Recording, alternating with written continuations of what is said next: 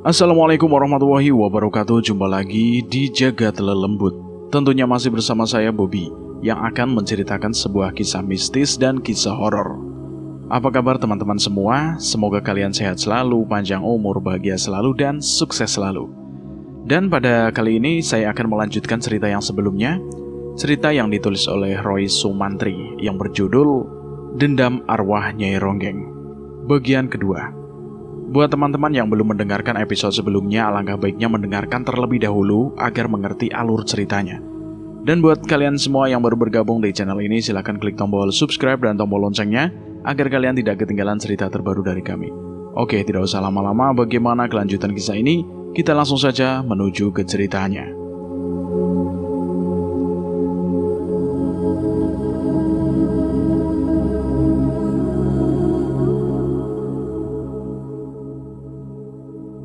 Hari berganti, bulan pun datang silih berganti.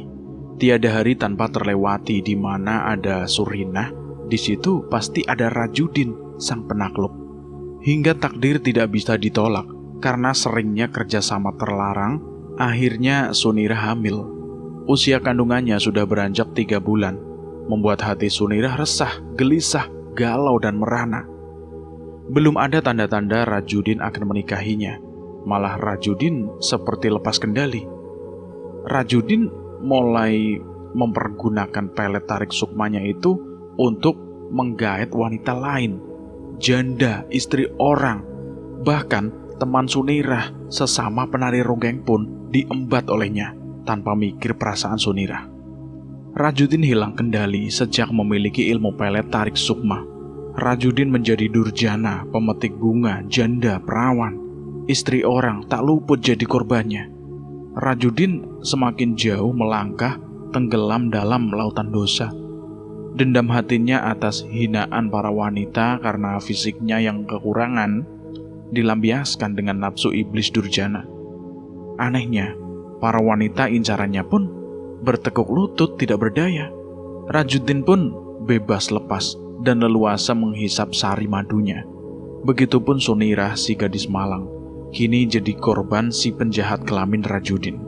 Sunirah semakin gelisah, perutnya semakin terlihat membuncit. Perubahan tubuh Sunirah menjadi perhatian teman-teman dan para tetangga. Bisik-bisik ibu-ibu bigos terasa nyaring menggema di mana setiap langkah Sunirah. Hingga suatu malam, Sunirah mencari keberadaannya Rajudin untuk meminta pertanggungjawabannya.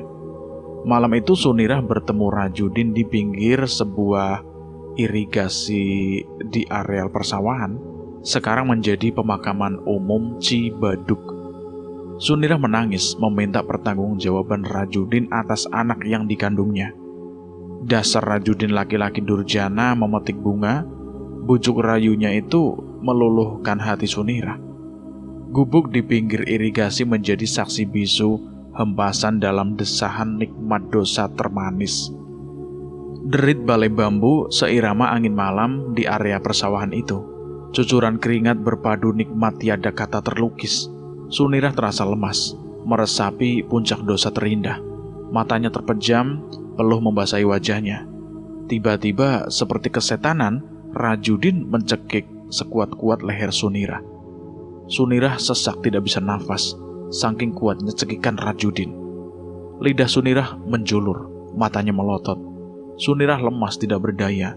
Seperti kesetanan tanpa belas kasihan, Rajudin membopong tubuh Sunirah yang tidak berdaya itu. Lalu dengan beringasnya membanting tubuh Sunirah ke batu pembatas irigasi. Kepala Sunirah pecah menghantam batu cor. Darah deras mengucur, tulang punggung dan pinggulnya krak terdengar patah. Terdengar nyaring suara tulang patah itu. Tubuh Sunirah kelojotan sebentar. Darah segar keluar dari luka menganga di kepala bagian belakang yang pecah karena coran batu kali sisinan irigasi. Sunirah menghembuskan nafasnya, meregang nyawa secara tragis. Nyawanya melayang di tangan laki-laki biadab durjana.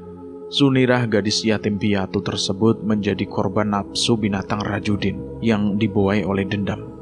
Tubuh Sunirah yang tidak berdaya tersebut diseret Rajudin seperti binatang. Tubuh Sunirah yang tidak bernyawa dan sedang hamil muda tersebut Dengan tanpa perasaan dimasukkan ke dalam lubang yang cukup dalam.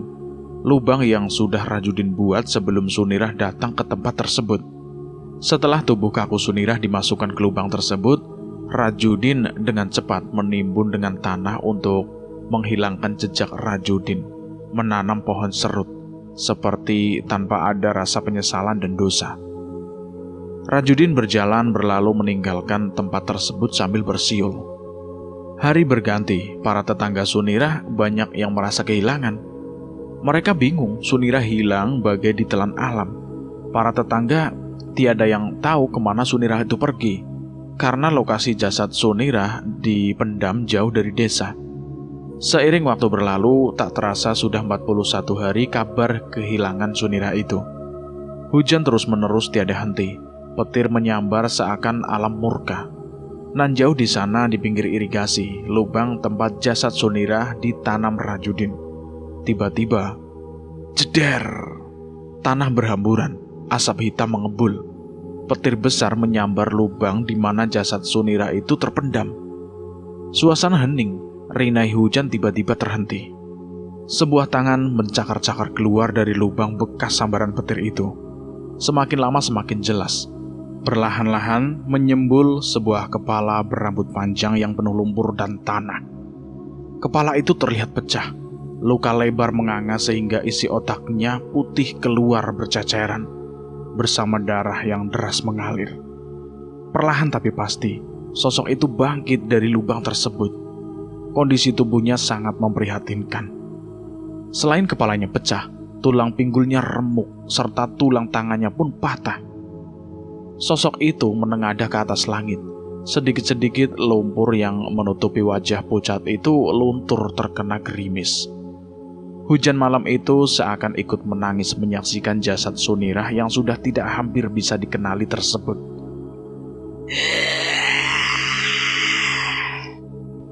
Jasad itu menjerit pilu, seakan marah. Matanya nyala kemerahan penuh dengan dendam amarah. Tunggu pembalasanku. Tunggu pembalasanku, Rajudin. Laki-laki bangsat. Suara itu membuat bulu kuduk yang mendengarnya itu bergidik. Jeder! Suara petir menyambar, saling bersahutan. Menyambut suasana itu menjadi mencekam. Hujan mengguyur desa Cibaduk sejak pukul 4 sore tadi. Di warung Emak Enah, 3 orang laki-laki sedang asik ngopi dengan hidangan uli singkong. Mereka nampak asik ngobrol ngalor ngidul. Kang Ujang, kok perasaan saya nggak enak ini? Ucap Kang Jumron. Gak enak gimana, Kang Jumron? Kata Kang Maman, diiyakan oleh Kang Ujang. Anu Kang. Kang Jumron matanya dari tadi melihat ke arah pintu warung. Anu apa sih, Kang Jumron? Kang Jumron mendekati Kang Ujang berbisik di telinganya. Kang Ujang pun menoleh ke arah pintu warung. Nampak sesosok gadis cantik berpakaian penari ronggeng berdiri mematung. Kang Maman yang ikut melihat ke arah pintu nampak melotot melihat kecantikan gadis itu. Bibir monyong bengong tidak berkedip. Maklum, Kang Maman sudah 5 tahun ditinggal mati istrinya. Kang Maman seorang duda. Semua mata di warung itu tertuju ke pintu warung, di mana gadis cantik berpakaian penari ronggeng berdiri. Tak berapa lama, gadis cantik itu pun berjalan melenggok ke arah kursi panjang yang diduduki Kang Maman. Dengan santainya gadis itu duduk lalu memesan kopi pahit. Gadis itu melempar senyum manisnya ke arah Kang Maman yang masih terpaku melongo. Jumron yang duduk di bangku sebelah meringsut mendekati gadis itu. Jumron si mata keranjang, pria beristri 2 itu dengan pedenya mengajak kenalan si gadis berpakaian penari ronggeng itu. Nama saya Jumron, kata Jumron sambil menjulurkan tangannya mengajak kenalan. Gadis berpakaian ronggeng dengan ramah menyambut juluran tangan Jumron. Saya Iren, Kang. Ucapnya lembut sambil tersenyum manis. Jumron si mata keranjang dengan santainya mencium lengan gadis itu. Mereka pun terlihat asik ngobrol ngalor ngidul. 1 jam sudah mereka asik ngobrol, hujan di luar warung pun sudah berhenti. Sisakan hawa dingin yang menusuk. angin malam menyapa tawarkan sejuta rasa dingin. Jumbron berdiri membayar kopi dan jajanan, sekalian traktir gadis cantik di hadapannya itu. Setelah selesai membayar, Jumbron pamit meninggalkan warung belanjaan bersama gadis cantik tersebut. Kang Maman dan yang lainnya hanya bisa memandang iri kepergian dua insan berlainan jenis itu. Mereka berbisik, mereka tahu perangai Kang Jumbron, si pria mata keranjang itu. Malam semakin larut, Kang Jumbron melanggah bergandengan tangan mesra dengan Iren, gadis yang baru dikenalnya di warung kopi tadi. Mereka terus berjalan menjauh dari desa. Tujuan Kang Jumbron adalah gubuk di persawahan Cibaduk. Di pikirannya terlintas niat jahatnya. Malam itu dia ingin menikmati tubuh gadis yang baru dikenalnya itu. Jumbron yang pandai merayu itu membujuk dengan sejuta tipu daya memperdaya sang gadis itu. Entah siapa yang mulainya, satu persatu pakaian berserakan di lantai gubuk. Kang Jumbron yang sudah dimabuk birahi tidak peduli angin dingin yang bertiup, seakan memacu adrenalin membuat Kang Jumbron bersemangat. Keringat mengalir dengan nafas menderu seperti lokomotif tua kereta api batu bara. Kang Jumbron tiada peduli bau busuk menyengat. Matanya terpejam merajuk surga. Semakin lama bau busuk semakin menusuk. Kang Jumbron membuka matanya. Kang Jumbron langsung menjerit histeris. Sosok gadis yang dipelukannya kini berubah menyeramkan. Wajah gadis yang ada dalam dekapan Jumbron berubah pucat pasi, menyeramkan. Yang lebih membuat sok, kepala gadis itu tiba-tiba retak. Luka menganga lebar mengeluarkan darah deras membasahi wajahnya. Jumbron yang hampir sampai puncak nirwana dosa menghentikan goyang ngeburnya. Jumbron berteriak kencang, namun entah mulut Jumbron tidak bersuara sama sekali. Jumbron berusaha melepaskan pelukan hangatnya, tetapi sungguh aneh. Tubuhnya seakan menempel lekat dengan Neng Iren. Tubuh Jumbron gemetaran seperti kena gempa.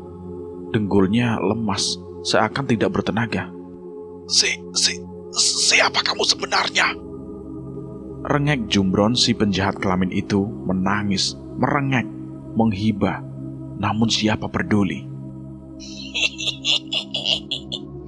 Mampus kau laki-laki buaya darat, mata keranjang. Ucap wanita yang dalam dekapan mesra Jumbron yang kini sudah berubah menyeramkan. Tawa sosok wanita menyeramkan itu terdengar nyaring, melengking di areal persawahan yang jauh dari pemukiman warga.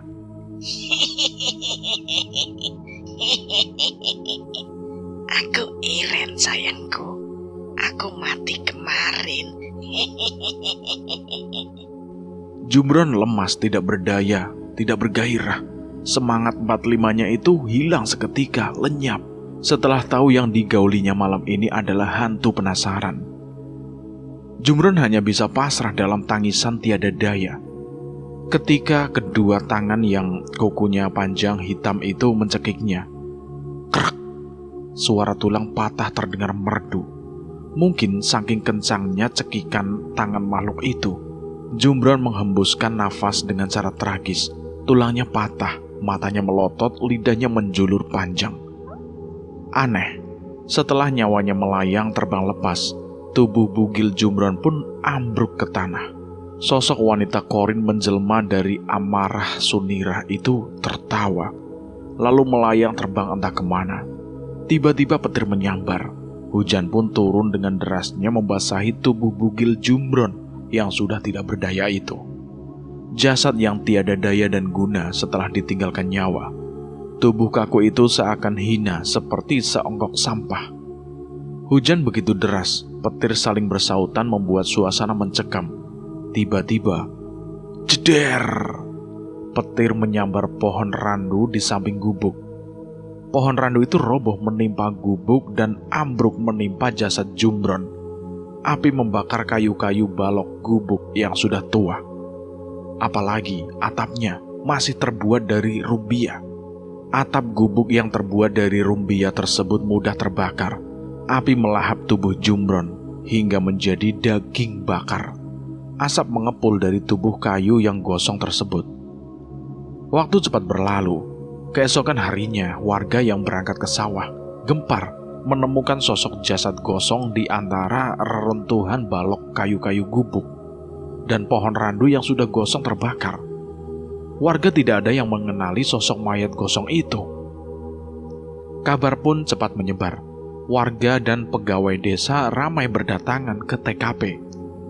Setelah polisi datang dan ngecek, akhirnya diketahui kalau itu jasadnya Jumbron. Warga berbisik-bisik tentang kematian Jumbron, si penjahat kelamin tersebut. Gosip mereka, Jumbron terkena karma atas perbuatannya. Kang Maman bergidik menyaksikan kematian temannya yang tragis tersebut. Yang lebih membuat bergidik dan gemetaran, tanpa sengaja pandangannya itu beradu dengan sosok gadis di antara kerumunan warga. Sosok gadis misterius yang semalaman ke warung kopi. Gadis itu pula yang terakhir pergi dengan Jumbron sahabatnya. Gadis itu menatap tajam ke arah Kang Maman. Tatapannya tajam seakan menusuk ke jantung. Kang Maman tertunduk takut. Gadis itu tersenyum misterius. Kang Maman mencuri pandang, tapi gadis itu sudah tidak ada lagi. Tiba-tiba, Kang, pundak Kang Maman ada yang menyentuh, membuat jantungnya seakan copot. Kang Maman memejamkan mata. Tubuhnya gemeteran. Perlahan Kang Maman memberanikan diri melirik ke belakang. Astagfirullah. Jerit hatinya ketika tahu siapa yang menepuk pundaknya. Ternyata gadis tadi yang berada agak jauh dari tempatnya berdiri. Tapi aneh, kok bisa secepat kilat kini dia di belakangnya? jangan bilang siapa-siapa kalau Akang gak mau bernasib sama. Gadis itu berbisik mesra di telinga Kang Maman. Mulutnya gemeteran menahan takut. Iya, baiklah, saya janji. Ucap Kang Maman bergetar suaranya mendengar ancaman dari gadis itu. Saya janji, Neng. Gak bakal bilang sama siapapun. Nada bicaranya bergetar, begitupun mulutnya ikut lemas. Suasana terasa hening. Cukup lama Kang Maman berada dalam fase ketakutan. Perlahan Kang Maman menoleh ke belakang, memberanikan diri. Sepi, tiada siapapun. Kemana perginya gadis itu? Langkah kakinya tidak terdengar sama sekali.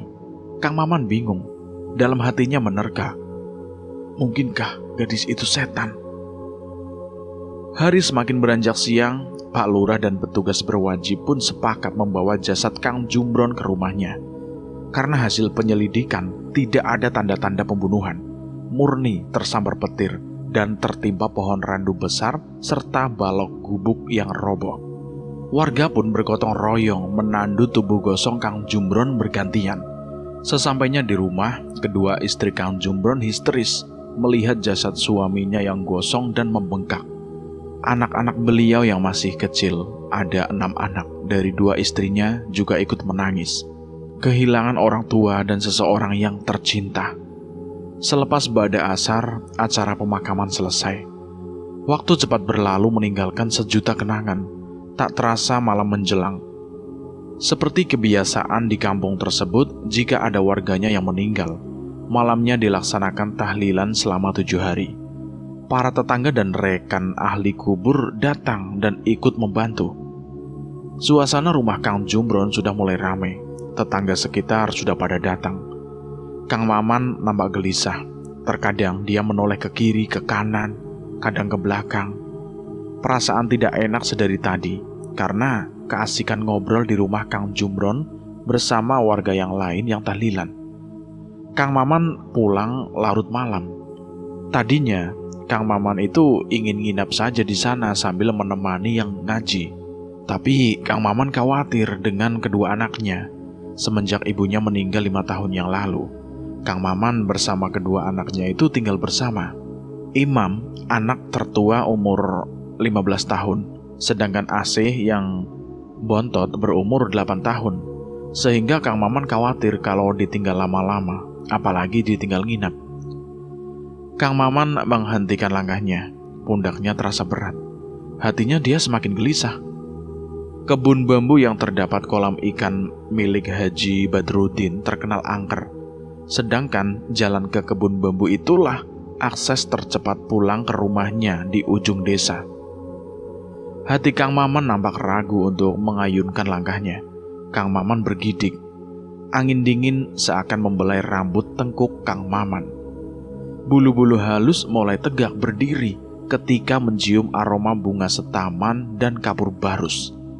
Perasaan Kang Maman semakin tidak menentu, dan tiba-tiba sekelebat bayangan putih begitu cepat melintas di depan Kang Maman yang sedari tadi berdiri mematung. 3 kali sudah bayangan putih itu berkelebat dengan cepatnya.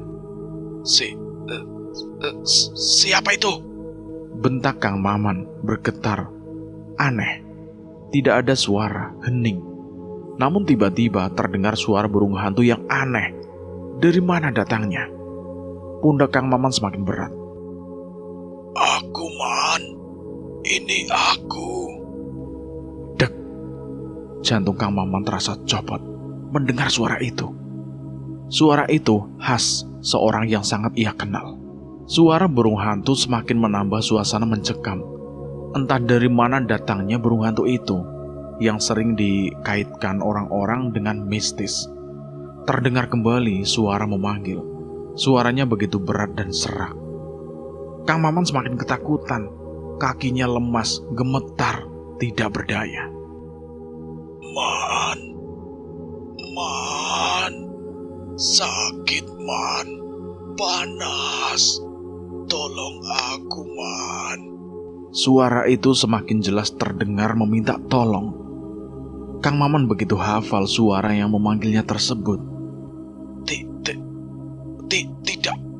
Tidak mungkin. Bibirnya bergetar menahan rasa takut. Kamu sudah mati. Kamu sudah mati, Jumbron. Peki Kang Maman ketika dia memberanikan diri menoleh ke arah rimbunnya pohon bambu yang ada di sampingnya dengan jarak 3 meter tersebut. Keringat dingin membasahi tubuh Kang Maman. Tubuhnya kaku, tidak bisa digerakkan. Kang Maman mendelik, matanya mau keluar. Mulutnya monyong seperti trompet mobil Puso ketika melihat sosok temannya, Kang Jumbron, yang terbalut mori berbentuk pocong. Mukanya gosong, matanya keluar, yang membuat Kang Maman syok. Pocong jelmaan korin Kang Jumbron itu menyeringai tertawa. Sosok pocong itu melayang, terbang menghampiri Kang Maman. Bau busuk dan gosong daging bakar membuat Kang Maman mual, ingin muntah. Sosok pocong berwujud Kang Jumbron itu semakin mendekat. Kang Maman tidak kuat lagi menahan bau yang begitu menusuk penciumannya. Kang Maman pun muntah. Semur jengkol dan kumis kangkung yang dimakan sore tadi ngutang di Bik Siti pun sukses keluar semua. Saking takutnya ketika pocong Kang Jumbron tinggal sejengkal lagi berhadapan dengan wajahnya, Kang Maman terkencing-kencing lalu ambruk tak sadarkan diri.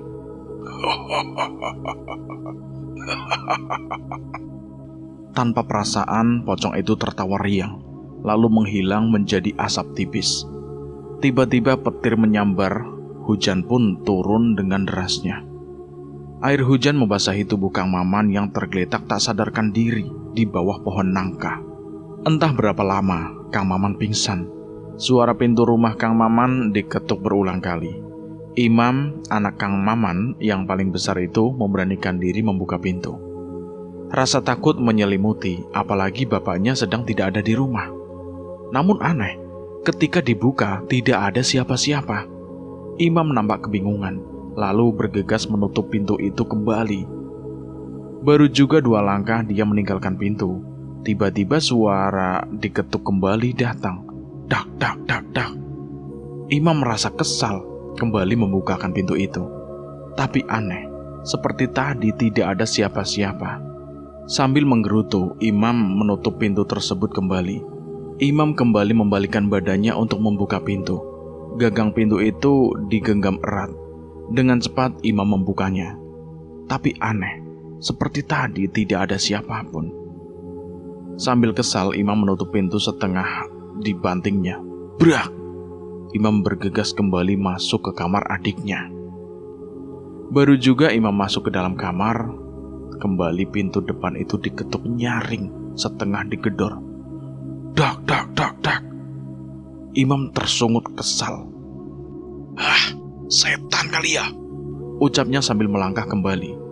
Kali ini Imam menyambar sebatang kayu seukuran lengan yang biasa untuk memikul rumput pakan kambing. Imam melangkah mengendap-endap seperti sedang mengintai pencuri. Baru juga Imam sampai di depan pintu, tiba-tiba di luar rumah terdengar brak. Suara benda besar jatuh, membuat Imam kaget dan hampir saja teriak dan lompat. Imam badannya gemeteran, hanya diam mematung untuk beberapa lama. Namun aneh, suasana tiba-tiba hening cukup lama. Imam menarik nafas dalam-dalam, rasa takut mulai menyapa membuat hati menjadi resah gelisah. Tiba-tiba, pintu kembali seperti digedor. Imam yang tadinya takut, kini jiwa mudanya malah tersulut amarah. Secepat kilat, Imam membuka pintu, tapi aneh. Keadaan di luar hening, tidak ada siapapun. Hanya gelapnya malam menyapa. Baru saja Imam hendak membalikan badannya. Brak, sebuah benda jatuh dari atas genteng pas di depan pintu rumah. Imam, anak tertua Kang Maman tersebut, jantungnya hampir saja copot ketika tahu benda panjang bulat itu ternyata sosok pocong, yang membuat Imam jatuh tertunduk lemas tidak berdaya. Kepala pocong itu jatuh pas di dekat kakinya. Imam gemeteran tidak bisa berkata-kata.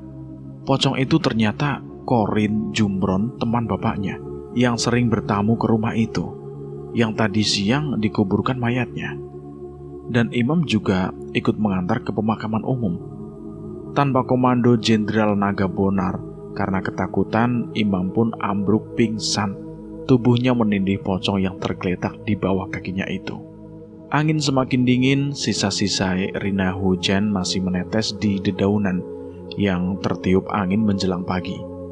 Tubuh Kang Maman bergerak-gerak, perlahan tapi pasti mulai siuman. Tubuhnya basah kuyup, sarung baju kuko dan kopiahnya penuh lumpur.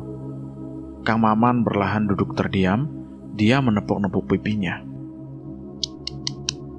"Oh, aku gak mimpi ya?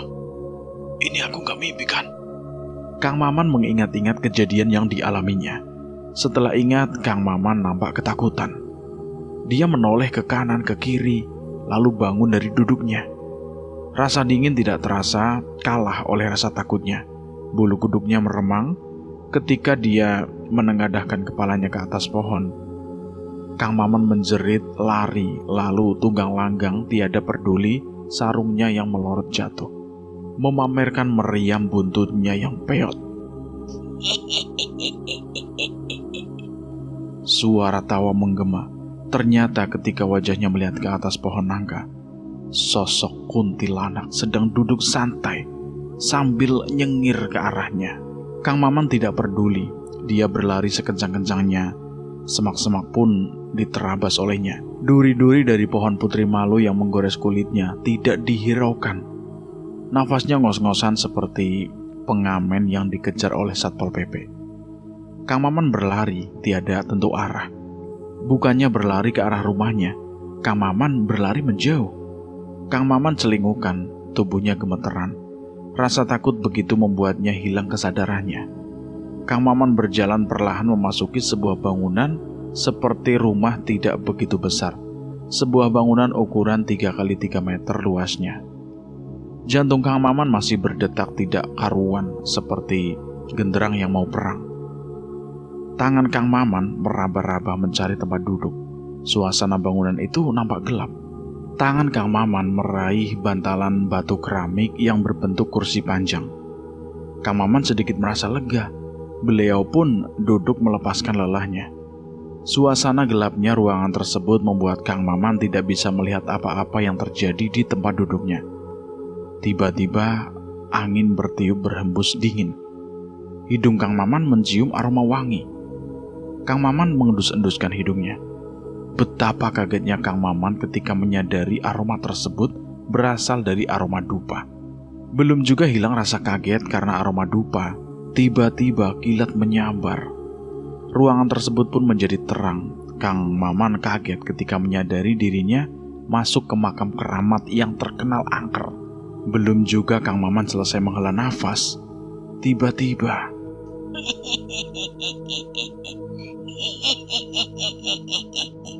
suara tawa terdengar kencang di telinga kiri Kang Maman. Kang Maman refleks menoleh tanpa babi bu. Kang Maman lari kencang, tidak peduli durian bosoknya bergelantungan di bawah meriam pantatnya. Setan! Teriaknya lari tunggang langgang. Ketika Kang Maman menoleh ke samping kirinya, ternyata sosok makhluk tinggi besar menyeramkan. Wajahnya seperti monyet bertaring dan bulunya lebat kasar. Mata makhluk itu besar berwarna kemerahan. Mungkin makhluk itu yang disebut genderuwo. Rupanya Kang Maman tadi berlari ke arah keramat Godang Mayit. Keramat Godang Mayit terkenal untuk orang mencari pesugihan, jalan kekayaan dengan cara muja genderuwo, dan biasanya meminta tumbal nyawa. Keramat itu harus melewati pemakaman umum desa dan letaknya cukup jauh dan terpencil sendiri. Kang Maman terus berlari, rasa takutnya seakan membuatnya tegar. Kuat menjadi seni perhandal, seperti seorang pelari cepat. Kang Maman berlari seperti kesetanan. Dia tidak peduli melompati patok-patok kuburan yang berbaris rapi seperti tentara yang sedang apel siaga. Muka Kang Maman pucat pasi, rasa takut yang membuatnya hilang rasa lelah. Akhirnya Kang Maman sampai ke depan rumahnya dengan deru napas yang ngos-ngosan. Sesampainya di halaman rumah, Kang Maman terkejut melihat pintu depan rumahnya terbuka. Kang Maman bergegas masuk sambil memanggil nama anaknya. Betapa kagetnya Kang Maman melihat kedua anaknya tertidur lelap di atas amben bambu. Seperti tidak terjadi apa-apa. Tidurnya begitu pulas nyenyak. Suara panggilan Kang Maman yang keras seakan tidak terdengar. Suasana kamar gelap ketika Kang Maman melihat ke sudut kamar. Dek! Jantung Kang Maman seakan copot jatuh berhamburan, menggelinding di tanah. Di sudut kamar, di sebuah kursi bambu, duduk sesosok wanita berpakaian penari ronggeng tersenyum manis menggoda. Kang Maman yang mengenali sosok itu, tanpa pamit dan tanpa permisi, langsung ambruk pingsan tak sadarkan diri. Suasana hajatan di desa Jamantri begitu meriah. Acara hajatan pernikahan anak seorang lurah. Acaranya digelar 3 hari 3 malam. Berbagai hiburan tersedia setiap malamnya. Malam ini malam ketiga, malam terakhir hiburan. Menampilkan kesenian ronggeng. Di antara penonton yang hadir, nampak sang penjahat kelamin Rajudin, nampak berdiri mesra dengan seorang wanita yang dandanannya menor. Malam itu Rajudin berpenampilan necis, celana berwarna merah, dibalut baju safari dengan rambut disisir matel gaya khasnya. Sosok di sampingnya janda kaya raya, tetangga desa yang sudah seminggu jadi korban ilmu pelet tarik sukma. Bukan hanya apemnya saja yang Rajudin nikmati, hartanya pun dia seret. Semakin malam acara semakin meriah. Penari ronggeng meliuk-liuk menari dengan para bajidor yang sudah mulai mabuk. Tiba seorang penonton wanita masuk gelanggang menyumbang tarian. Mata para lelaki terbelalak melihat kecantikan gadis tersebut. Gemulai tariannya yang eksotis membuat para lelaki mata keranjang itu tergoda. Banyak para laki-laki ikut menari mengelilingi gadis tersebut. Rajudin pun tergoda dengan gadis asing yang ikut menyumbang tarian itu.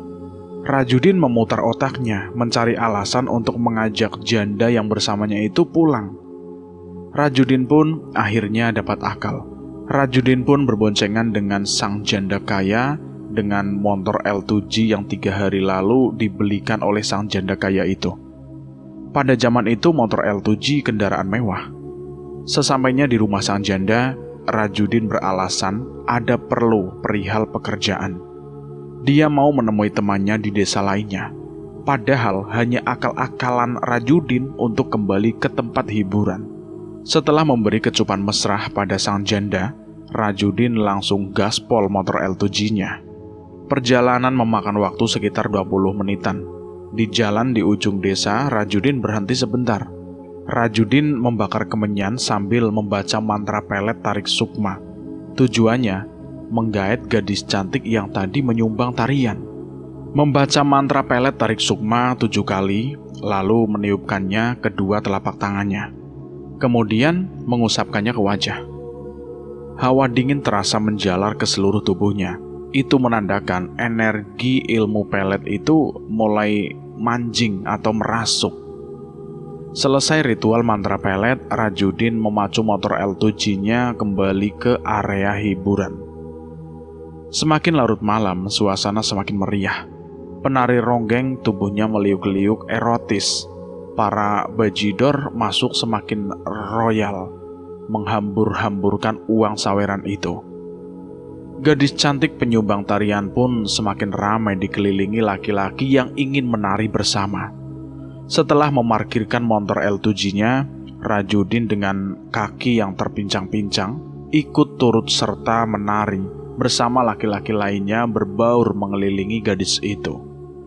Bau alkohol tercium dari para mulut lelaki bajidor. Kadang karena lepas kontrol, sering terjadi perkelahian.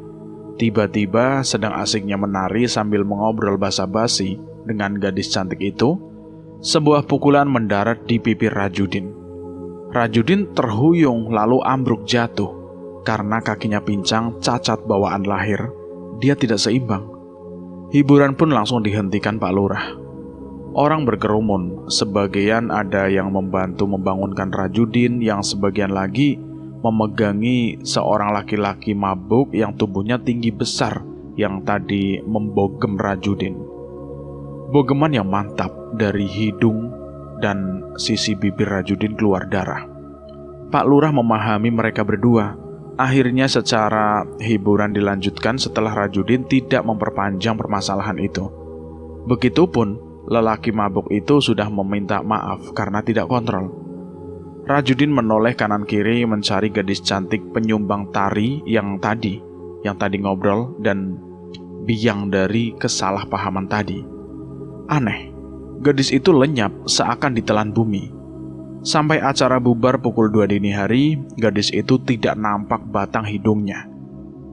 Rajudin pun pulang mengendari motor L2G-nya itu. Tapi Rajudin tersenyum sambil menyela motornya. Tadi dia sempat berkenalan dengan gadis tersebut, namanya Surti. Gadis itu menyebutkan desanya dan bilang juga pada Rajudin, esok malam ada acara hiburan ronggeng di desanya. Rajudin memacu motor L2G-nya sambil bersiul. Di perempatan jalan desa dia bertemu Kokom, janda yang sebulan lalu ditinggal mati suaminya. Rupanya malam itu Kokom juga nonton hiburan ronggeng. Tahu Kokom yang sedang berjalan sendirian, Rajudin punya niat jahat ingin menikmati apem Kokom si janda bahenol tersebut. Rajudin sengaja menghentikan motornya, lalu menawarkan tumpangan kepada Kokom. Tahu Rajudin yang menghadang langkahnya, Kokom tertunduk malu. Rajudin tanpa sungkan memegang dagu Kokom dan pandangan mereka pun beradu. Sungguh aneh, Kokom terpana melihat kegantengan wajah Rajudin. Mungkin pengaruh pelet. Padahal Rajudin wajahnya tipe 21 ke bawah. Giginya tonggos, kakinya pun pincang, cacat sejak lahir. Tapi malam itu di mata Kokom, Rajudin itu sebagai Arjuna. Seperti kerbau dicucuk, Kokom menurut saja ketika Rajudin menyuruhnya duduk diboncengkan. Kokom membonceng, tangannya dilingkarkan mesra di perut Rajudin sang penakluk. Suasana malam yang dingin, apalagi bisikan syaiton yang menggoda, memuluskan niat jahat Rajudin. Motor dipacu menuju sebuah kebun yang agak jauh dari desa. Kebun itu milik Pak Burhan. Di tengah kebun mangga luas itu ada sebuah gubuk tempat istirahat. Rajudin dulu sering mampir setelah ngarit rumput untuk kambing tetangganya yang mengupahnya itu. Malam itu, derit suara amben dibarengi angin-angin dini hari menjadi saksi bisu. Gubuk bambu jadi saksi kepasrahan Kokom karena pengaruh pelet Rajudin. Keringat mengalir seperti berlomba-lomba dengan dengusan dosa Rajudin. Mereka pun mendaki nirwana lalu terkapar tidak berdaya. Setelah puas, Rajudin berkemas lalu mengantarkan Kokom si janda bohai pulang ke rumahnya. Suara adzan subuh memanggil dari langgar desa. Rajudin mengecup kening Kokom, tanda perpisahan di pinggir jalan depan rumahnya. Rajudin pun bergegas pulang, suasana subuh masih sepi hingga tidak ada yang melihat mereka. Rajudin memacu motornya membelah kabut pagi, subuh meninggalkan Kokom yang segera masuk ke dalam rumahnya. Sambil bersiul, Rajudin tersenyum penuh kepuasan karena telah berhasil mengeruk madu Kokom si janda Bahenol. Tak terasa Rajudin sudah sampai di depan rumahnya. Dia segera mengetuk pintu. Tak selang beberapa lama ibunya membukakan pintu rumah. Tanpa banyak bicara, Rajudin memasukkan motor L2G-nya kemudian bergegas tidur. Udara dingin subuh membuatnya cepat tertidur lelap dan ngorok. Tak terasa waktu cepat berlalu, tinggalkan kenangan yang terlewati. Suara adzan asar terdengar dari surau di ujung desa. Rajudin bergegas bangun lalu cuci muka dilanjutkan makan. Ibunya Rajudin baru saja pulang dari kuli di sawah Haji Burhan. Ibunya Rajudin hanya bisa geleng-geleng kepala melihat anaknya sedang lahap makan. Ibunya Rajudin sudah tidak bisa menasehati kebiasaan Rajudin itu yang pemalas. Setelah makan dan ngerokok sebatang, Rajudin bergegas mandi lalu berpakaian. Rambutnya disisir rapi gaya matel. Sore ini Rajudin ada janji dengan Kaswati, istrinya Kang Solihin. Lewat pelantara pelet tarik Sukma, Rajudin bisa menjerat hati Kaswati, istri Kang Solihin itu. Kang Solihin sendiri pedagang kain batik yang kadang harus keluar daerah, hingga 1 minggu baru pulang ke rumahnya. Istri Kang Solihin, Kaswati, berwajah cantik berkulit putih, tubuhnya padat berisi. Pertemuan Rajudin dengan Kaswati tidak sengaja ketika Rajudin sedang pergi ke warung kopi Mbok Wasiem. Rajudin berpapasan dengan Kaswati di jalan. Rajudin si mata keranjang penjahat kelamin pun mencari tahu wanita itu dari Mbok Wasiem. Setelah tahu namanya dan menyelidikinya, Rajudin pun tahu Kang Solihin jarang di rumah. Rajudin pun mulai ritual pelet tari Sukma. Hanya butuh waktu 3 hari, Rajudin bisa menaklukkan hati dan menikmati tubuh Sintal Kaswati, istri Kang Solihin. Sore ini adalah pertemuannya yang ke-7 kalinya. Asmara terlarang Rajudin dan Kaswati tidak ada yang mengetahui, karena selain rumah Kang Solihin yang agak berjauhan dengan tetangga, Rajudin sudah hafal medan lingkungan sekitar. Rajudin pintar dan banyak akal bulusnya. Jam menunjukkan pukul 19 malam. Rajudin bergegas meninggalkan warung kopi Mbok Wasiem. Tumben, Din. Kamu gak bawa motor? Tanya Kang Kasdan kepada Rajudin. Iya ini, Kang. Lagi males. Takut kotor. Tadi sore baru dicuci kok. Jawab Rajudin memberi alasan. Padahal Rajudin malam ini mau meminta jatah apem legit dari Kaswati itu. Tumben. Malam itu suasana warung kopi Mbok Wasiem itu sepi. Hanya ada Rajudin, Kang Kasdan, dan Pak Kaswat yang baru pulang ngobrol belut di sawah dan sengaja mampir ngopi. Iya, Kang. Udah malam. Ini saya mau pulang. Takutnya ntar hujan. Ucap Rajudin kepada Kang Kasdan. Alah, masih sore, Din. Gak usah pulang, ntar saja. Iya, Pak. Tapi cuacanya mendung loh. Alasan Rajudin sambil melangkah keluar warung. 15 menit sudah Rajudin berjalan menyusuri jalan desa yang sunyi sepi tanpa sinar bulan. Di depannya rumah Kang Solihin nampak asri. Di halaman rumah pohon mangga dan jambu air besar berdiri kokoh seperti gapura. Lampu depan rumah sengaja dipadamkan Kaswati sebagai kode kalau anaknya sudah terbuai mimpi. Kang Solihin mempunyai anak berusia 5 tahun. Seperti kebiasaan, kalau Rajudin mau menyelinap masuk, pintu belakang sengaja tidak dikunci.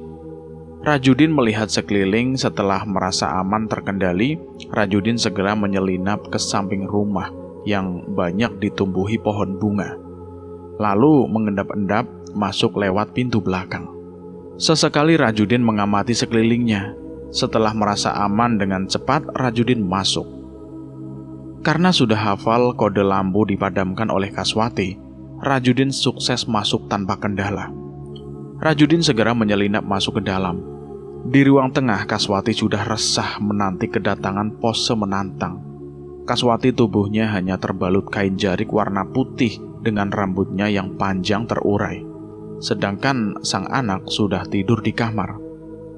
Seperti kekasih yang telah lama tidak bersua, mereka berpelukan erat melepaskan rindu yang terlarang. Keringat bercucuran, kain jarik dan pakaian Rajudin berserakan seperti daun kering berguguran. Hembusan dosa seperti lokomotif tua di jalanan mendaki. Jerit kecil penuh makna Kaswati tidak bisa diungkapkan dengan kata mesra di telinga Rajudin yang tersenyum penuh kemenangan. Bisa berkali-kali menikmati hutan dan gunung Kaswati, istri Kang Solihin, pedagang batik itu. Ketika jeritan kecil yang ketiga kalinya, pintu depan rumah terdengar diketuk. Dak, dak, dak, dak. Ada suara laki-laki memanggil. Nyai, buka pintu. Ini Akang pulang. Terdengar suara Kang Solihin, suami Kaswati memanggil. Mendengar suara yang memanggil adalah suaminya, Kaswati kaget. Dia dan Rajudin pun kelabakan dan menyudahi pergulatannya. Rajudin menyambar pakaiannya dan segera berlari kecil ke pintu belakang, lalu melompat ke rimbunnya pohon pisang di belakang rumah itu. Kaswati bergegas ke kamar mandi membersihkan badannya. Ketika Kang Solihin mengetuk pintu kembali, Kaswati segera membuka pintu dan menyalakan lampu. Kok lama sekali buka pintunya? Nyai kenapa? Lampu depan juga dimatikan. Tanya Kang Solihin kepada Kaswati. Kang, abis buang hajat di kamar mandi. Lampu tadi lupa aku nyalakan karena ketiduran ngelonin si Dede. Alasan Kaswati kepada suaminya itu. Oh, ya udah Nyai. Ini aku belikan gemblong kesukaanmu. Tolong Akang buatkan mie instan ya. Akang lapar. Ucap Kang Solihin sambil menyerahkan plastik kue gemblong kepada istrinya. Kaswati pun segera menerima bungkusan itu dan bergegas ke dapur. Sepeninggalannya istrinya, Kang Solihin segera memasukkan karung yang berisi belanjaan kain batik ke dalam. Kang Solihin bergegas ke kamar mandi. Istrinya pun segera memasak mie instan. Kaswati membuka pintu belakang, dia melihat ke kebun pisang. Setelah dia sudah tidak melihat Rajudin di sana, pintu belakang pun ditutup kembali. Kaswati memegang dadanya yang berdebar mengingat kejadian tadi. Hampir saja kepergok suaminya ketika sedang asik bergulat indah dengan Rajudin. Setelah memasak, mie instan itu dibawanya ke ruang depan. Kaswati mendapati suaminya sudah tertidur pulas. Karena tidak ingin mengganggu kenikmatan tidur suaminya yang lelap, Kaswati menaruh mie instan di atas meja. Kaswati bergegas ke dalam kamar mengeloni anaknya itu. Dalam hati Kaswati bersyukur suaminya langsung tertidur pulas tidak meminta jatah. Kalau minta jatah, bisa berabe pikirnya, bisa ketahuan. Rajudin mengendap-endap, mengamati sekitar. Setelah merasa aman, dia segera keluar dari rimbunnya pohon pisang. Baru juga Rajudin berjalan beberapa langkah, ada suara yang memanggilnya mesra. Kang Rajudin. Suara halus nan lembut memanggil dari arah belakang. Dek! Jantung Rajudin seakan berhenti. Pikirannya bingung.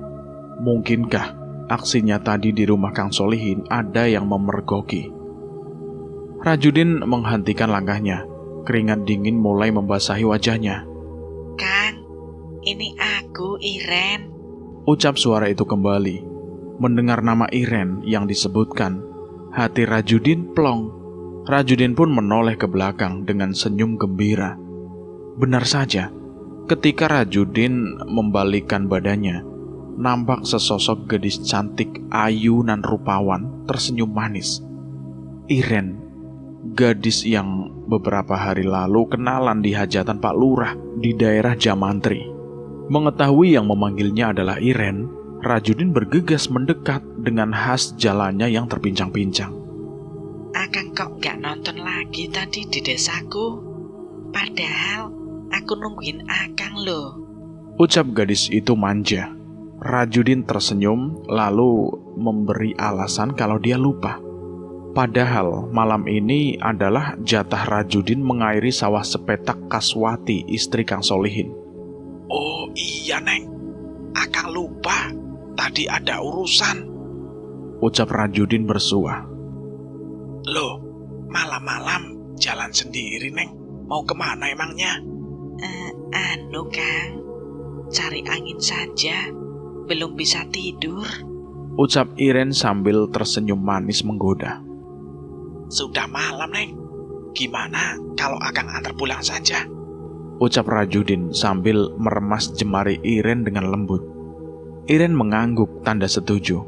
Mereka pun berjalan mesra bergandengan tangan. Di malam gelap yang terasa indah. Kampung tempat tinggal Iren lumayan jauh perjalanan kaki. Bisa ditempuh sekitar 20 menitan. Namun bagi Rajudin tidak mengapa. Niat jahat cabul sudah terangkai di pikiran Rajudin si penjahat kelamin itu.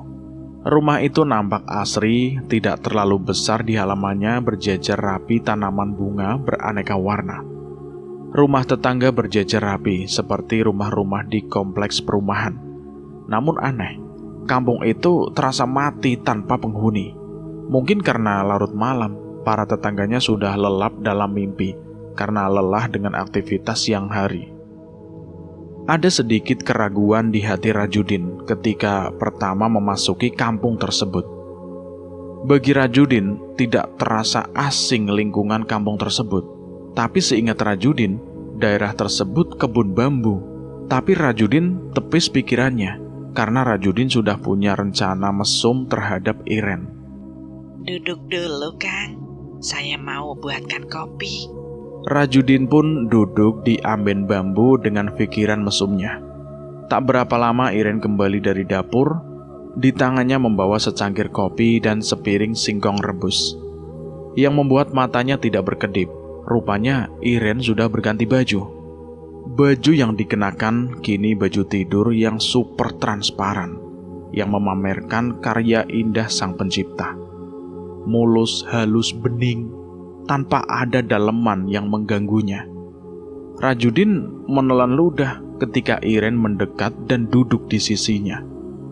Harum bunga semerbak merangsang penciuman Rajudin. Jemari halus lembut Iren membelai sahdu pipi Rajudin. Kenapa sih, Kang? Tatapannya kok begitu? Malam ini dari ujung rambut sampai ujung kaki milik Akang. Bisik mesra Iren di telinga Rajudin. Malam ini seutuhnya aku milik Akang. Rajudin tersenyum full penuh kemenangan. Pikirannya malam ini akan menjadi malam terspesial dalam hidupnya. Rajudin pun seperti kesetanan melepas pakaiannya. Angin dingin malam yang masuk dari pori-pori gedek bambu terasa membuat suasana semakin syahdu. Iren berbaring pasrah di amben bambu. Rajudin pun semangat, bersiap melancarkan serangan umum 1 Maret yang super dahsyat. Baru juga Rajudin hendak naik ke atas amben bambu tempat Iren berbaring mengangkang. Tiba-tiba di penciuman Rajudin mencium bau busuk bangkai.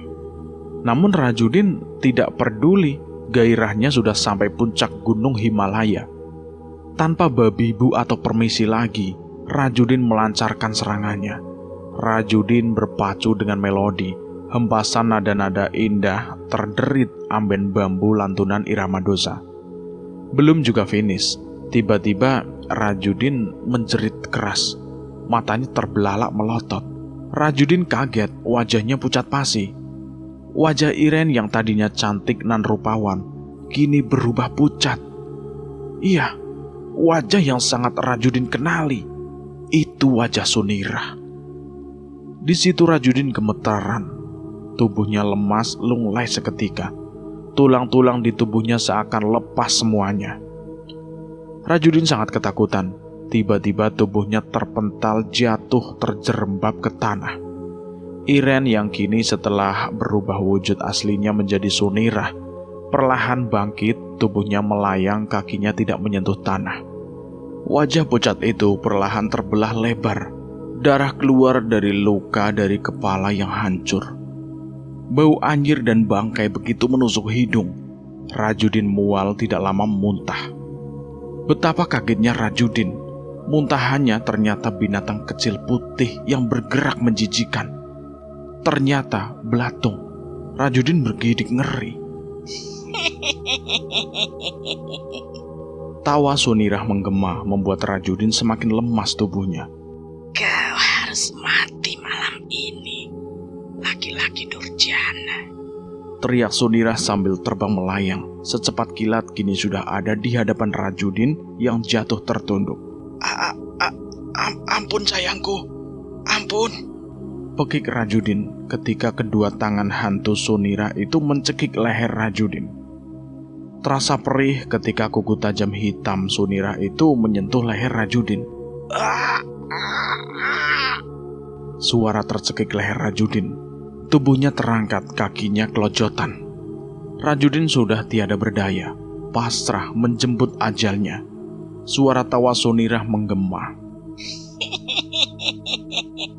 Kau mati. Krak! Terdengar suara gemretak tulang. Namun tiba-tiba, sosok hantu Sunirah menjerit. Tubuhnya terpental. Asap mengebul dari punggungnya. Sebuah sorban hijau. Sesosok anak muda gagah, tampan memakai baju koko, berkopiah nampak berdiri gagah. Sosok itu adalah Tasirin, pemuda yang pernah menjadi first love Sunirah, si kembang desa itu. Tasirin malam itu pulang dari Banten karena usai mondoknya di sebuah pondok pesantren Salafi. Tasirin sengaja pulang malam.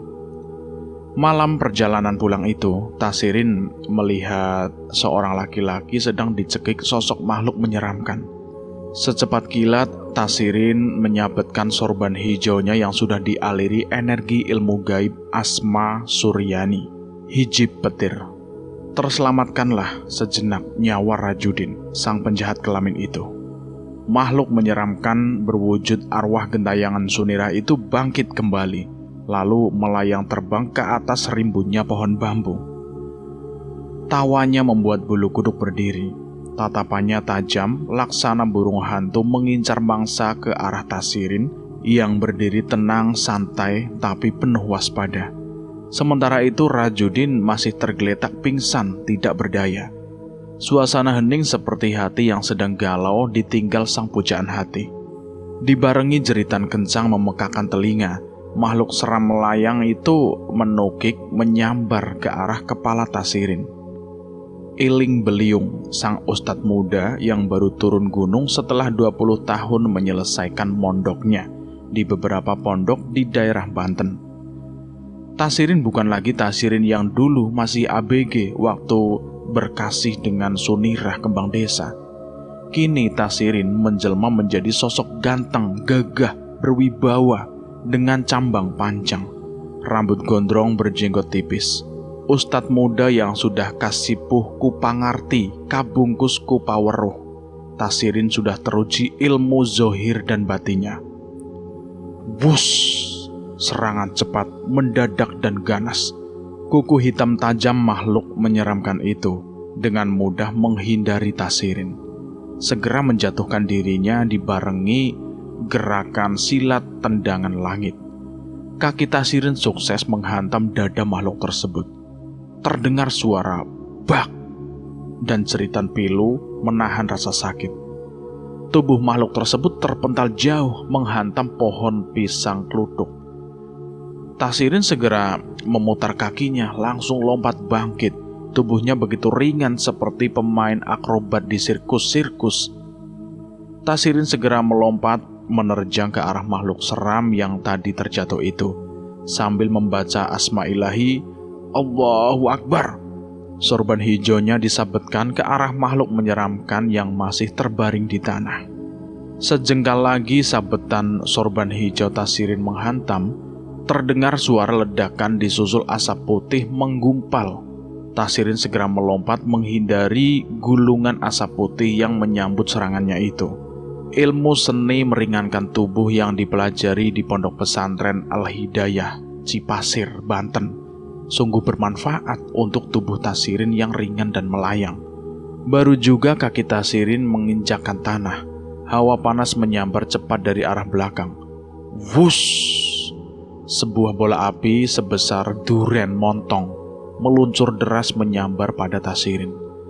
Secepat kilat, Tasirin menarik nafas panjangnya dari hidung, lalu mengeluarkannya panjang dari mulut. Allahu Akbar. Allahu Allah. Terdengar suara ledakan akibat benturan energi yang besar. Bola api itu meledak hancur. Dari ledakannya jatuh sebuah benda seukuran 1 jengkal.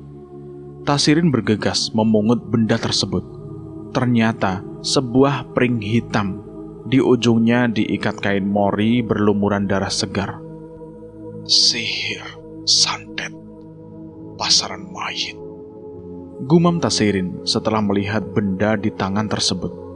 Santet pring pasaran mayit, termasuk sihir santet kuno yang biasanya digunakan seseorang yang sakit hati atas kematian orang terdekat.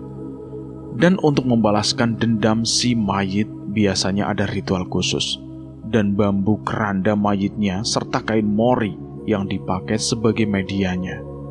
Selama mondok di Cipasir, Banten, selain ilmu agama, Tasirin juga digembleng dengan ilmu-ilmu kebatinan tingkat tinggi oleh gurunya, seorang kiai sepuh. Sebagai bekal syiar agama, karena dulunya di pesisir Rangkas Dengklok, tempat tinggal Tasirin masih lekat dengan dunia mistis. Tasirin segera menggali tanah dengan tanah yang menguburkan pring hitam media santet pring keranda mayit tersebut. Bambu kecil seukuran sejengkal lebih itu Tasirin bacakan doa-doa penetral sihir sebelum dikuburkan. Asap putih agak hitam keluar dari pring tersebut. Setelah selesai, Tasirin berdoa mengucapkan terima kasih kepada Sang Kuasa yang masih melindunginya dari santet ganas tersebut. Setelah selesai, Tasirin bangkit dan hendak berjalan mendekati Rajudin, sang penjahat kelamin yang tadi terbaring lemah tak jauh dari tempat Tasirin berdiri. Namun Tasirin kebingungan sambil menggaruk-garuk kepalanya. Rambut gondrongnya sebahu tertiup angin malam-malam. Mata Tasirin liar mencari ke berbagai sudut. Aneh, sosok Rajudin tidak ada. Tasirin bingung kemana perginya orang itu. Kang, Akang gak kenapa-napa kan? Teriak Tasirin, tapi tidak ada sahutan. Suasana hening, sunyi, sepi. Tasirin menggelengkan kepalanya sambil merapikan sorbannya. Tasirin melangkah pergi meninggalkan tempat itu sambil bersolawat pelan. Rajudin terus berjalan setengah berlari, menembus kebun pisang dari rimbunnya pohon-pohon bambu yang menjulang terkesan menyeramkan. Rajudin tengah-tengok, matanya liar, dadanya masih dak-dikduk. Sialan, aku hampir saja mati. Untung ada ustadz muda yang lewat. Umpatnya menggerutu sendiri. Nafas Rajudin kembang kempis, menahan rasa takut dan lelah. Rajudin melanjutkan langkahnya, tiada peduli duri-duri bambu menggores kulitnya. Dalam benaknya, dia secepatnya harus pulang. Tanpa Rajudin sadari, langkahnya semakin jauh dari jalan arah pulang. Rajudin malah ke persawahan Cibaduk, keluar dari luasnya kebun bambu. Rajudin nampak kebingungan karena yang dia dapati lokasi persawahan. Rajudin terus berjalan semakin ke tengah area persawahan. Rajudin melihat ada sebuah gubuk. Tanpa babibu, Rajudin menghempaskan tubuhnya ke amben bambu yang ada di gubuk tersebut. Rasa lelah membuat Rajudin tidak menyadari ada sepasang mata yang mengawasinya dari rimbunnya pohon pisang di sisi gubuk tersebut. Rajudin terlentang dengan mata terpejam, kakinya terasa pegal, badannya pun terasa lunglai. Angin malam di area persawahan yang sepoi-sepoi membawa Rajudin larut dalam buaian kantuknya. Rajudin pun tertidur pulas. Dalam tidurnya, Rajudin bermimpi. Rajudin sedang berjalan seorang diri di suatu tempat yang terasa asing baginya. Rajudin berjalan di suatu tanah lapang yang sangat luas dan terkesan aneh. Suasana tempat tersebut tertutup kabut yang begitu pekat. Ketika Rajudin sedang kebingungan, tiba-tiba dari balik pekatnya kabut, ada suara memanggilnya. Suara khas yang sepertinya dia kenal. Kang Rajudin sayang. Suara halus merdu, renyah, kripsi, seorang wanita yang memanggilnya. Rajudin memasang telinganya samar-samar tapi jelas. Memang, suara seorang wanita. Siapa dia? Rajudin mengingat suara siapa itu. Tapi belum juga Rajudin ingat suara milik siapa itu. Tiba-tiba dari belakang ada tangan lembut memegang pundaknya. Rajudin pun kaget dan hampir saja menjerit. Jantungnya bergedup kencang. Dengan tubuh gemetaran, perlahan tapi pasti Rajudin menoleh ke arah belakang. Betapa terkejutnya Rajudin, tapi campur happy. Ternyata yang memegang pundaknya adalah Siti Markonah, si janda Bahenol, pemilik toko sembako tetangga desa yang 2 hari lalu berkenalan dengannya. Yang memang malam ini Rajudin ada janji. Setelah mengairi sawah sepetak Kaswati istri Kang Solihin, target berikutnya adalah rumah Siti Markonah. Pucuk cinta ulam pun tiba, sorak hati jahat Rajudin ketika mengetahui Siti Markonah yang memegang pundaknya. Aduh sayang, bikin kaget aja. Ucap Rajudin sambil mencubit gemas pipi gemoy Siti Markonah. Loh kok Ayang malam-malam gini ada di sini? Tanya Siti Markonah menatap tajam kepada Rajudin. Iya sayang, habis pulang ronda. Ucap Rajudin sambil menggenggam kedua telapak tangan Siti Markonah. Dia pun tersipu malu. Rajudin memeluk erat Siti Markonah. Tanpa Rajudin sadari, tubuh yang dipeluk wajahnya kini berubah menyeramkan. Wajahnya terbelah membentuk luka yang dalam, luka yang membusuk sehingga menimbulkan bau tak sedap. Jari kukunya pun memanjang hitam, bau busuk bangkai begitu menyengat. Rajudin melepaskan pelukan eratnya.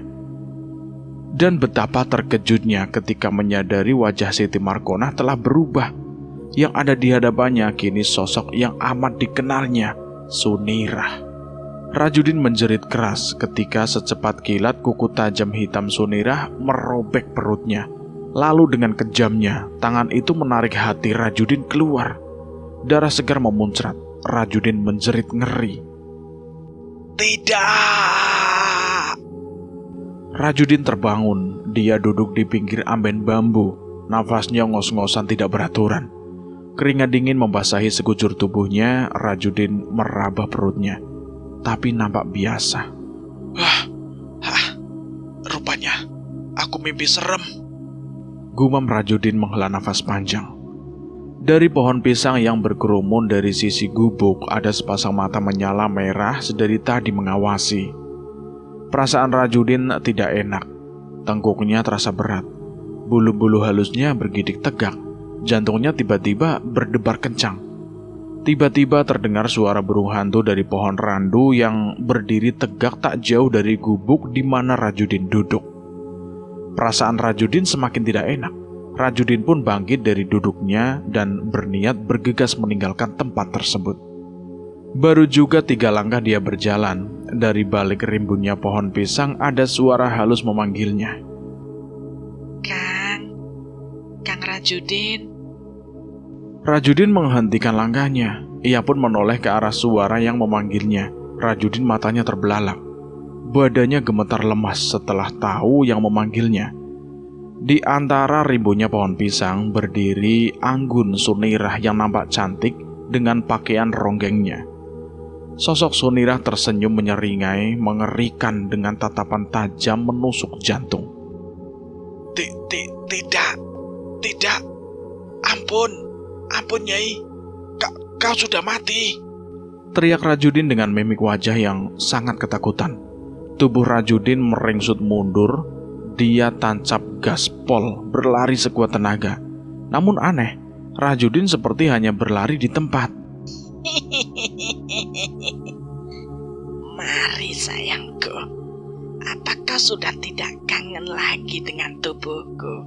Ucap Sunirah sambil tertawa, terbang melayang lalu duduk di atas daun pisang. Rajudin mukanya pucat pasi ketika menatap wajah Sunirah yang kini berubah. Wajah cantik Sunirah berlahan terbelah. Darah segar memuncrat, suara tulang patah terdengar ngilu. Kau harus mati malam ini, laki-laki biadab. Rajudin begitu ketakutan, tubuhnya gemetaran, matanya melotot melihat sosok Sunirah yang menyeramkan melayang terbang ke arahnya. Sosok itu menyambar kepala Rajudin. Refleks tubuh Rajudin menjatuhkan diri. Untuk detik ini Rajudin berhasil selamat dari cakaran kuku-kuku hitam panjang hantu Sunirah. Wajah hantu Sunirah begitu marah. Sosok itu kembali melayang menukik ke arah Rajudin. Rajudin bangun lalu berlari sekencang-kencangnya. Aneh, yang tadinya Rajudin hanya berlari di tempat saja, kini kakinya tidak kaku lagi. Rajudin berlari tunggang langgang. Di belakangnya sosok hantu Sunirah terus mengejarnya sambil tertawa ceria seperti mempermainkan perasaan Rajudin yang kacau balau.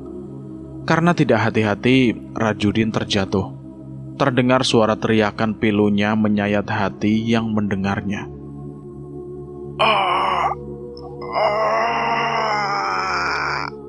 Jeritan tubuh Rajudin ambruk. Perutnya menancap pada sebuah tunggul kayu yang ternyata dulu jasad Sunirah dia pendam. Dulunya ditanami sebuah pohon pisang oleh Rajudin, tapi pohon pisang itu mati. Malah yang tumbuh sebuah pohon waru yang kini sisa tunggulnya karena ditebang warga. Tunggul tajam kayu waru seukuran paha orang dewasa tersebut sukses menembus jantung Rajudin, tembus hingga punggung. Mata Rajudin melotot, mulutnya tidak bisa bersuara. Darah segar membasahi tanggul irigasi kecil. Tubuhnya menggelepar. Sosok hantu Sunirah melayang turun sambil tertawa happy. Entah dari mana datangnya sebuah batu kali seukuran kepala kerbau melayang dan dengan kencangnya menumbuk kepala Rajudin yang sedang sakaratul maut. Brak! Suara tulang tengkorak hancur. Rajudin mati di tempat tanpa suara jeritan lagi. Sosok hantu Sunirah tertawa riang atas kematian tragis Rajudin sang petualang penjahat kelamin.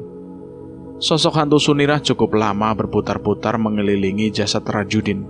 Lalu perlahan sosok menyeramkan itu perlahan berubah menjadi Sunirah yang cantik kembali. Tapi aneh, tidak berapa lama kemudian sosok cantik Sunirah itu kembali berubah wujud menjadi sosok nenek tua bungkuk memakai kain jarik berkebaya hitam. Di tangannya memegang tongkat bambu yang ujungnya bulat. Duh, Nyai Sunirah, tenanglah di alam sana. Dendammu sudah terbalaskan kini. Ucap nenek tua bungkuk tersebut yang terlihat genangan air mata di matanya. Nenek itu berlalu pergi meninggalkan jasad Rajudin yang mengenaskan. Sosok nenek bungkuk tersebut menghilang menjadi kabut putih tipis yang memudar tertiup angin malam persawahan yang sepoi-sepoi itu. Terlihat roh Rajudin dijemput seorang gadis cantik berpakaian ronggeng.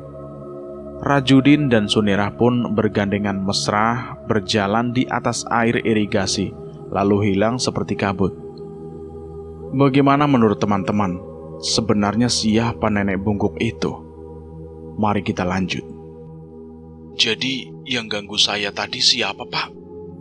Tanyaku bergidik, bulu halusku tegak berdiri. Salah satu dari 3 orang pengobor kodok itu kembali melanjutkan ceritanya. Sebut saja Pak Mawi.